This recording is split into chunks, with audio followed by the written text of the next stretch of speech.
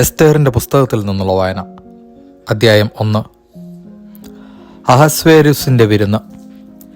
India മുതൽ Ethiopia വരെയുള്ള 127 പ്രവിശ്യകൾ ഭരിച്ചിരുന്ന അഹസ്വേരൂസ് രാജാവ് തലസ്ഥാനമായ സൂസായിലെ സിംഹാസനത്തിൽ വാഴുമ്പോൾ തൻ്റെ 3-ാം ഭരണവർഷം തൻ്റെ സകല പ്രഭുക്കന്മാർക്കും സേവകന്മാർക്കും പേർഷ്യയിലെയും മേദിയായിലെയും സേനാധിപന്മാർക്കും പ്രവിശ്യകളിലെ പ്രഭുക്കന്മാർക്കും നാടുവാഴികൾക്കും ഒരു വിരുന്ന് നൽകി. 180 ദിവസം അവൻ തൻ്റെ രാജകീയ മഹത്വത്തിൻ്റെ സമൃദ്ധിയും തൻ്റെ പ്രതാപൈശ്വര്യങ്ങളുടെ ആഡംബരപൂർണതയും അവരുടെ മുമ്പിൽ പ്രദർശിപ്പിച്ചു. അത് കഴിഞ്ഞ് തലസ്ഥാനമായ സൂസായിൽ ഉണ്ടായിരുന്ന വലിയവരും ചെറിയവരുമായ സകലർക്കും കൊട്ടാരത്തിലെ ഉദ്യാന അങ്കണത്തിൽ വെച്ച് 7 ദിവസം നീണ്ടുനിന്ന വിരുന്ന് നൽകി. അവിടെ മാർബിൾ സ്തംഭങ്ങളിലുള്ള വെള്ളി വളയങ്ങളിൽ ചെമന്ന നേർത്ത ചണനൂലുകൾ കൊണ്ട് കോർത്ത് പരുത്തിത്തുണി കൊണ്ടുള്ള വെളുപ്പും നീലയുമായ യവനികൾ തൂക്കിയിട്ടിരുന്നു. അമൃതശില, വെണ്ണക്കല്ല്, മുത്തുച്ചിപ്പി, രത്നക്കല്ലുകൾ ഇവ പടുത്ത് വർണ്ണശബളങ്ങളാക്കിയ തളത്തിൽ പൊന്നുകൊണ്ടും വെള്ളികൊണ്ടും നിർമ്മിച്ച തൽപ്പങ്ങളുമുണ്ടായിരുന്നു. വിവിധതരം പൊൻചഷകങ്ങളിലാണ് പാനീയങ്ങൾ പകർന്നിരുന്നത്. രാജകീയ വീഞ്ഞും രാജാവിൻ്റെ ഔദാര്യമനുസരിച്ച് നിർലോഭം വിളമ്പി. കുടിക്കുന്നത് നിയമാനുസൃതമായിരുന്നു. എന്നാൽ കുടിക്കാൻ ആരെയും നിർബന്ധിച്ചില്ല. ഓരോരുത്തരുടെയും ഇഷ്ടം നോക്കണമെന്ന് സേവകന്മാർക്ക് രാജാവ് കൽപ്പന കൊടുത്തിരുന്നു. അഹസ്വേരൂസ് രാജാവിൻ്റെ കൊട്ടാരത്തിലെ സ്ത്രീകൾക്ക് വാഷ്തി രാജ്ഞിയും ഒരു വിരുന്ന് നൽകി.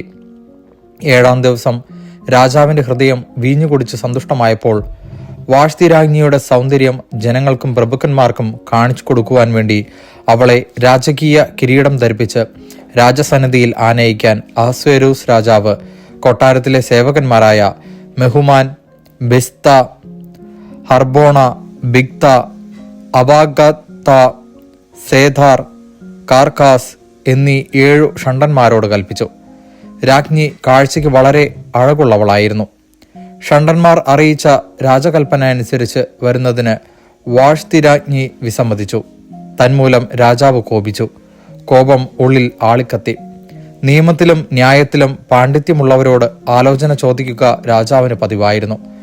തൻ്റെ മുഖഭാവം ശ്രദ്ധിച്ചുകൊണ്ടിരുന്ന പേർഷ്യയിലെയും മേദിയായിലെയും പ്രഭുക്കന്മാരായ കർഷേന, ഷെത്താർ, ആത്മാദ, താർഷീഷ്, മേരേസ്, മർസേന, മെമുക്കാൻ എന്നീ ജ്ഞാനികളും പ്രഭുക്കന്മാരായ 7 പേരോട് രാജാവ് ആരാഞ്ഞു. നിയമമനുസരിച്ച് വാഷ്തി രാജ്ഞിയോട് എന്താണ് ചെയ്യേണ്ടത്? അഹസ്വേരൂസ് രാജാവ് ഷണ്ഡന്മാർ മുഖേന അറിയിച്ച കൽപ്പന അവൾ അനുസരിച്ചില്ല.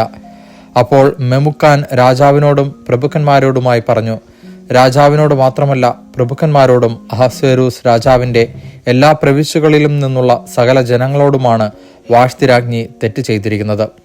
രാജ്ഞിയുടെ ഈ പ്രവൃത്തി എല്ലാ സ്ത്രീകളും അറിയുകയും ഭർത്താക്കന്മാരെ അവർ അവജ്ഞയോടെ വീക്ഷിക്കുന്നതിന് ഇടയാവുകയും ചെയ്യും.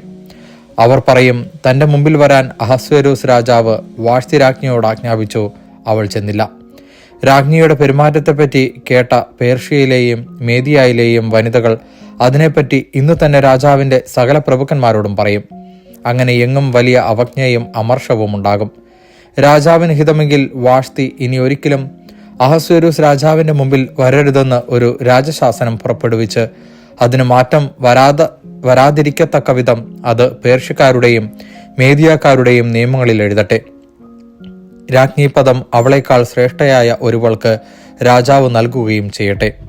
അപ്രകാരം രാജകൽപ്പന വിസ്തൃതമായ രാജ്യത്തെങ്ങും വിളംബരം ചെയ്യുമ്പോൾ സകല സ്ത്രീകളും വലിയവരും ചെറിയവരും തങ്ങളുടെ ഭർത്താക്കന്മാരെ ബഹുമാനിക്കും. ഈ ഉപദേശം രാജാവിനും പ്രഭുക്കന്മാർക്കും ഇഷ്ടപ്പെട്ടു. മെമുക്കാൻ നിർദ്ദേശിച്ചതുപോലെ രാജാവ് ചെയ്തു. പുരുഷന്മാർ വീടുകളിൽ നാഥന്മാരായിരിക്കണമെന്ന് രാജാവ് തൻ്റെ സകല പ്രവിശ്യകളിലേക്കും എഴുത്തുകൾ അയച്ചു.